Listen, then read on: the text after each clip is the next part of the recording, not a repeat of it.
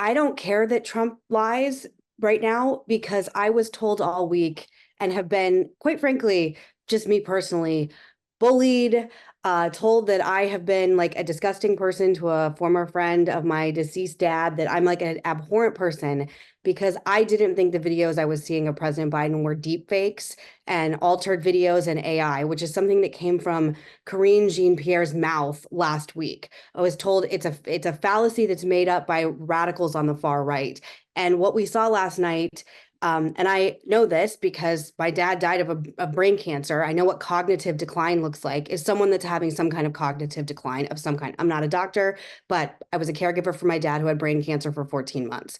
It is very bad. I had panicked phone calls from friends, family members, people who do not follow politics in the same way that we all do, that are angry at what is now being seen as some kind of like, cover up on the part of the Biden family, the press, and his staff. And I don't understand. There's a video that's getting a lot of attention of Jill on stage with him last night, talking to him like he's a child. It's unseemly. I think now I was like, am I going to wake up and China's going to invade Taiwan? I think our enemies are seeing this. There's, Vladimir Putin and Kim Jong-un just had a meeting in a car together making videos 2 weeks ago. I am scared. I am upset. I hate Trump. I think he's an existential threat to the United States of America for a variety of reasons. I think he's just a bastard from hell and horrible for myself and for my two young girls to have this kind of leader in power.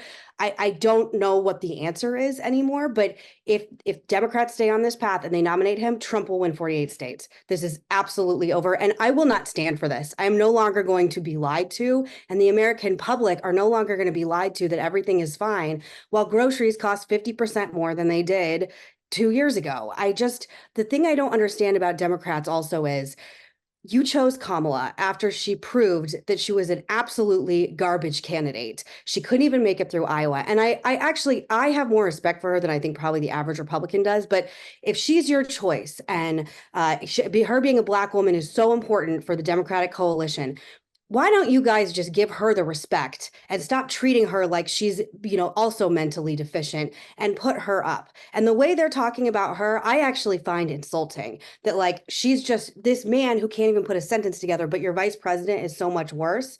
So that's where I don't understand where Democrats are. It's like it's so important to have a Black woman in power, but now the first Black woman that can be president, you're going to like take her out at the knees because you think she's bad. I don't understand any of this. And I think this is going to cause absolute generational damage to young voters coming up who seem to be the absolutely most angry of anyone. And if I sound emotional, I've just never thought in my lifetime I would watch or experience anything like this.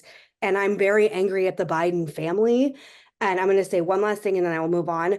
One of my biggest in my life, the things that I am absolutely most proud of in my entire life accomplishments, nobody ever saw my dad in a state in any way where he didn't look like the Titan and war hero and American icon that he is. My family kept him private in Sedona at our ranch with nurses and doctors. I never would have allowed anyone to see him that wasn't part of immediate family and close friends in that kind of state.